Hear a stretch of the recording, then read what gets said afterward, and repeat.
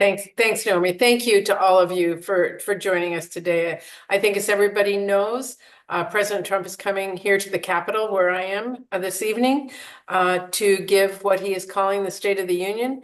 But I expect that he will give his own fantasy version of an update on how he and Elon Musk are running the country, because it is pretty painfully clear to me from all of the contacts we are getting from around our state and everywhere that it's pretty clear that these two out-of-touch billionaires really have no idea what they're doing. They have no idea how painful cuts and mass firings that they have gone on with such glee, how that's hurting our families. And in short, they really have no sense at all of the actual state of our union. Because they have never really taken the time to listen to the people on the front lines who are serving our communities before they fired them. So on this call today, I'm going to make sure that we hear from some real people, real federal workers who were actually doing the work of the American people, and what the damaging effects have been over the last few weeks. Because the truth is, the State of the Union is that Trump fired forest rangers. The State of the Union is that he fired cancer researchers. He fired people who keep Social Security running. And he fired thousands upon thousands of veterans who work to serve all of our communities. And at risk of saying the obvious, that will make our country weaker. It will make life a lot worse for folks back home. It is going to mean less safe conditions, longer lines at our national parks and forests, places like Mount Rainier and North Cascades and Olympic National Park, Mount St. Helens, where Jesse worked. We'll hear from him in a minute. It's going to mean longer wait times to get help with Social Security benefits. It's going to mean clinical trials at the Fred Hutch getting canceled, and promising cures will not happen. They'll just get tossed in the shredder. It is going to mean slower responses to disease outbreaks and slower recalls of contaminated food. It's going to mean less help for people trying to get health insurance or find childcare, fewer workers who are supporting our air traffic control that keeps our skies safe at SeaTac. And despite what we might hear from Trump tonight, we know it's not about saving money, because we actually saw them fire Bonneville Power Administration workers. They are not paid by taxpayers. They are paid by ratepayers in the Pacific Northwest.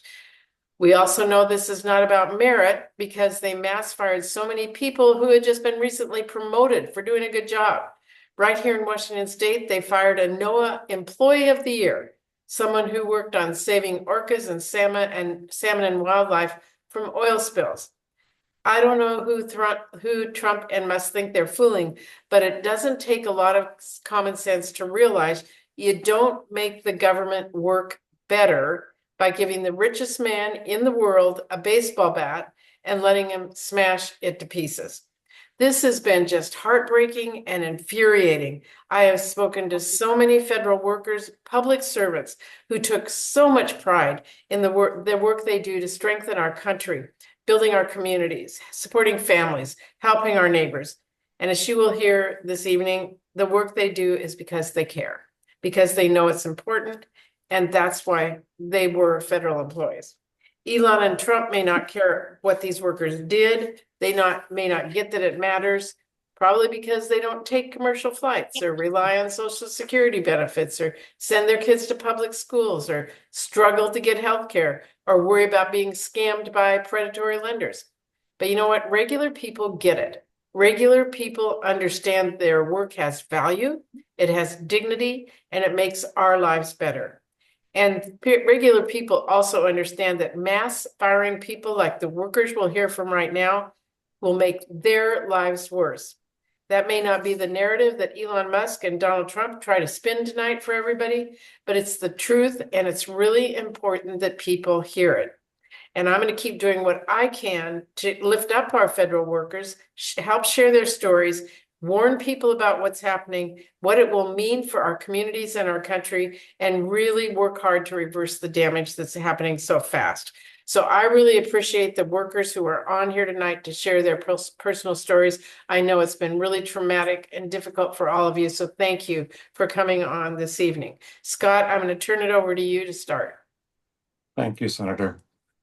For 8 years, I served my country in uniform, including time in combat.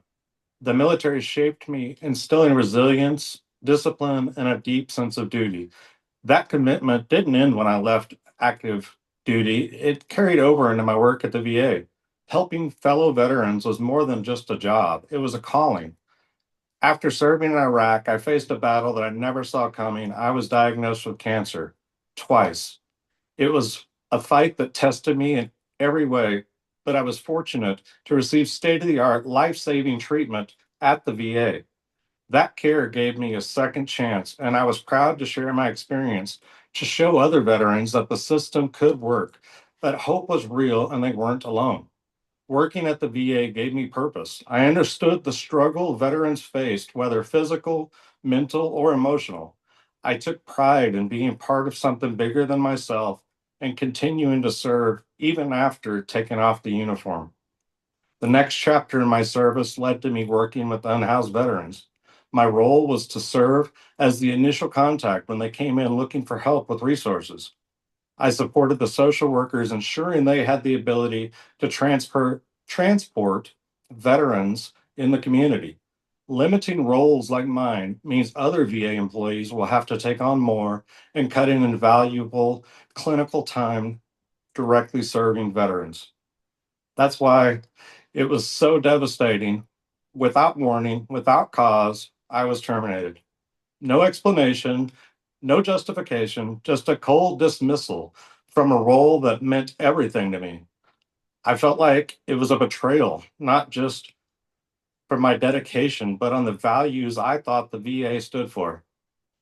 I had fought through war, cancer, and through every challenge life had thrown at me, only to be cast aside by the very system that I believed in. Thank you for your time. Thank you for sharing that. I really appreciate it. I know it's just been a horrifically challenging time. Thank you for your service and thank you for your courage tonight to share your story with people. With that, I think we're going to turn it over to Jordan. Yep. Thank you, Senator, for organizing this and for giving me the opportunity to share my story. So I was hired as a landscape architect with the National Park Service in July of 2024 at the Pacific West Regional Office here in Seattle. After nearly a decade of working as a landscape architect in the private sector, I was thrilled to dedicate my career to protecting and preserving our public lands. In my role at NPS, I planned and implemented critical repair projects across national parks in Washington, Oregon, California, Idaho, Hawaii, and the Pacific Islands, including repairs to wildfire damaged campgrounds, trail projects to protect natural resources, and needed accessibility improvements at visitor centers.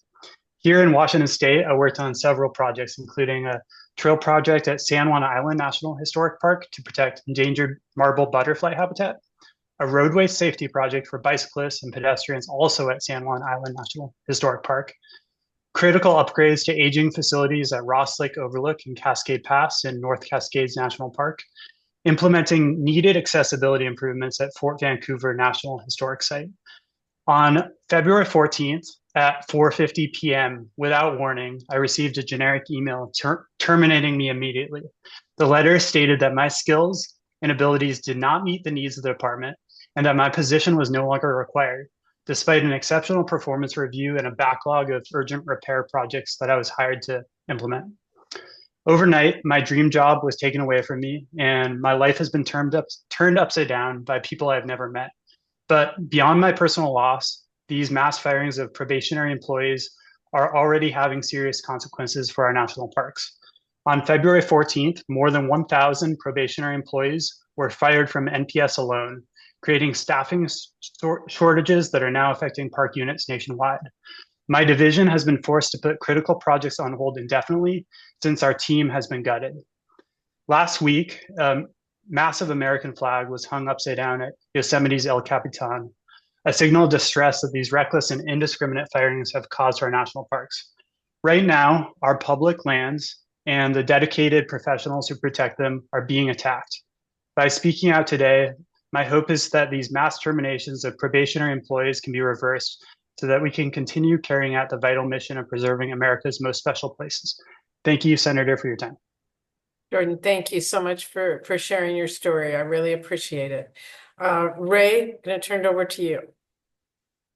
Excellent. Well, thank you so much for having me today, and thank you everybody for taking the time to share your stories as well. This is very cathartic.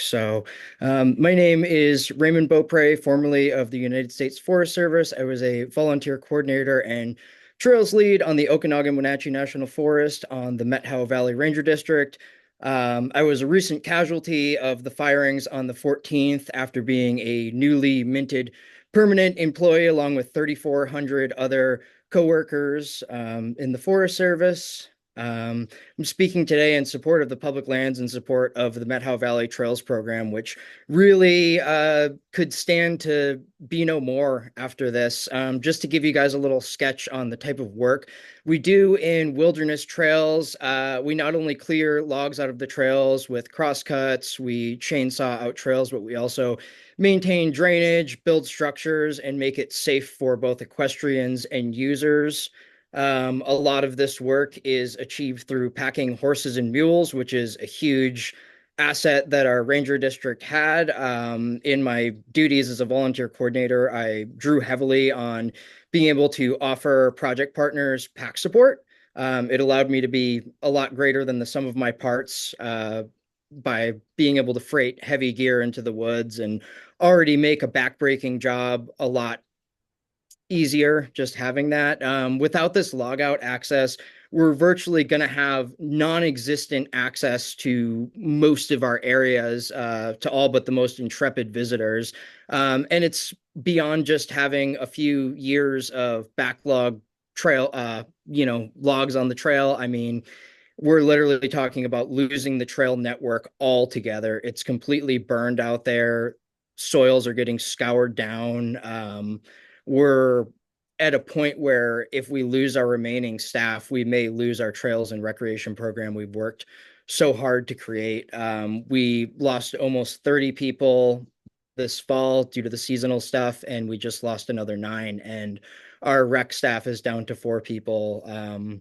So this is really a disaster for our public lands. And it truly violates the core values of the Wilderness Act, which is providing an outstanding opportunity for solitude. And without access, we fail to provide that opportunity to people.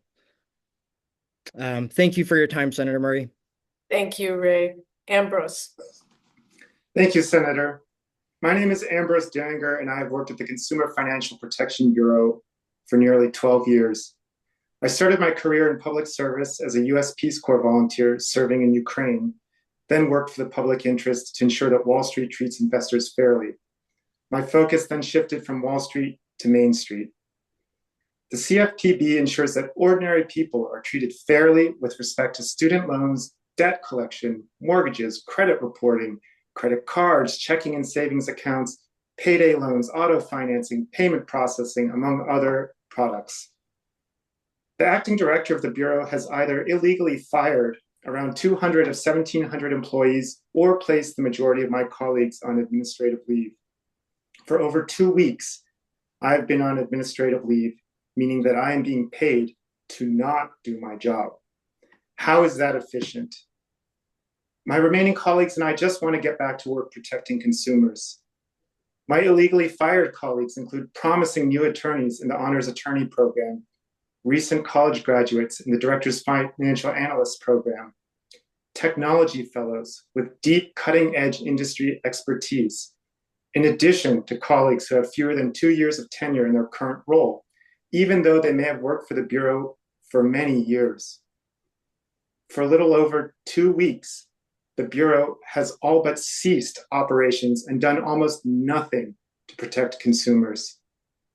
Lawsuits against scammers have been dropped. The Bureau is not conducting examinations. That's kind of like an audit where we go into financial institutions, look under the hood, kick the tires, check out their files and systems to make sure that they're following federal financial consumer protection laws and hold them accountable for illegal violations. Consumer complaints are not being investigated. When we are allowed to work for America, we are a small but mighty agency.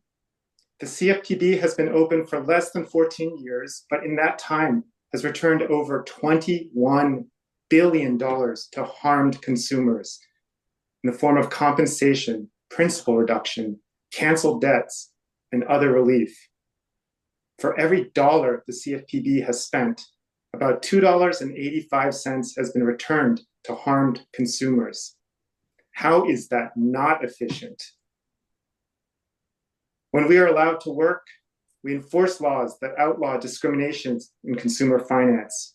We root out unfair and deceptive business practices by examining companies, writing rules and regulations, and enforcing the law. We also take and investigate consumer complaints. Just yesterday, in fact, I was on our public website and I did a search and I found out that in the last year, Washingtonians have submitted over 20,000 consumer complaints against financial firms in the past year alone. Elon Musk recently publicly tweeted, "Delete CFPB." Why is that? One popular theory is that the CFPB has jurisdiction over a number of his businesses, including Tesla, Solar City, and X's future payment platform. At best, that sounds like a huge potential conflict of interest to me. The CFPB protects all Washingtonians and Americans. Please let me and my colleagues get back to work. Thank you. Thank you. Thank you, Ambrose. And thank you to all of you for sharing your stories.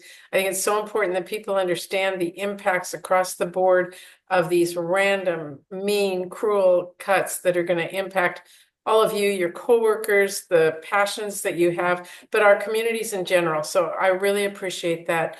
And Naomi, I'm happy to take any questions from the press that are watching. Excellent. If you are a reporter who would like to ask a question, please use the raise hand function and we will call on you. Just give folks a minute to raise their hands.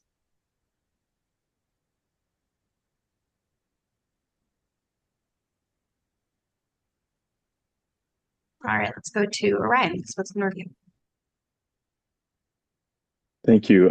Thank you all for doing this. And I'm sorry, I'm keep being the first person to ask questions. Don't mean to hog the time, but I wonder if any or all of you could speak to the idea that all these layoffs and firings are about cost savings. It strikes me that, of course, with something like the CFPB or a number of these jobs, there are you all often have a role in providing pretty good bang for the buck, if not saving taxpayer money.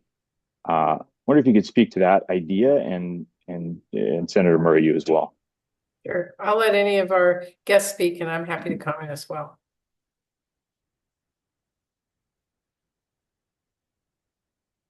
Well, I can for sure say we're starting Forest Service crews below $20 an hour, and I believe our contractor rate is above 30.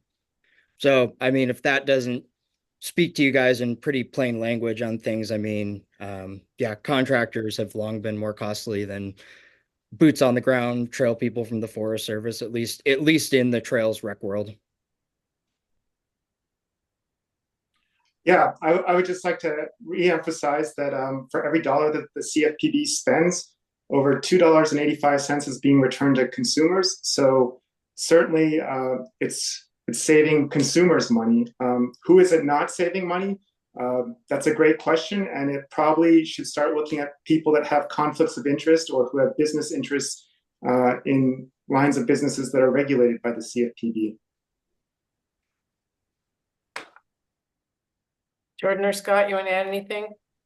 I'll just add from the national park perspective, projects I was working on were really critical repair projects. So by cutting those, it's really just going to lead to long-term impacts to the public. So just really basic things like having ADA ramps to get into a visitor center. So things like that are now totally been put on hold. So yeah, really damaging.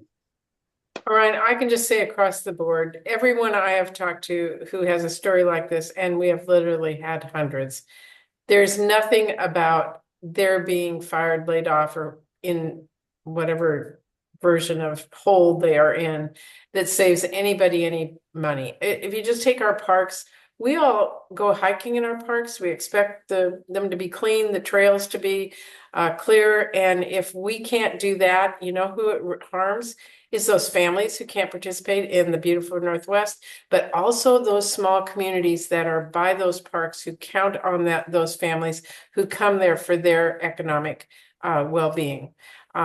Scott, with the vets, you know, if our veterans don't get the care they need, they don't get the services they need, they don't get what has been promised them, it's a short-term issue for those vets that are not getting helped, but it is a long-term real disinvestment to our country. We need people who are willing to volunteer to go fight and serve all of us in the military. If they're hearing that our veterans are not being treated well, they're going to not go. That hurts the entire American public and our nation as a whole. All right, if anyone else would like to ask a question, you can use the raise hand function, or if you're not sure how to use the raise hand function, you can just go ahead and unmute yourself and ask a question.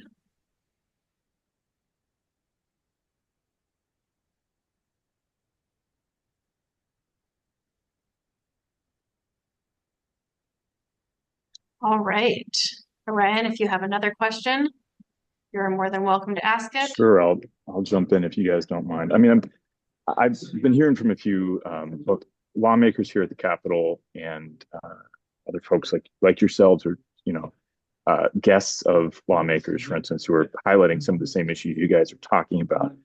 I wonder what you would, and it's a little bit of an unusual question given all the circumstances, but what you'd like to hear from the president tonight, and maybe put differently, what you're concerned about hearing, and what you'd like his message to be in an ideal world.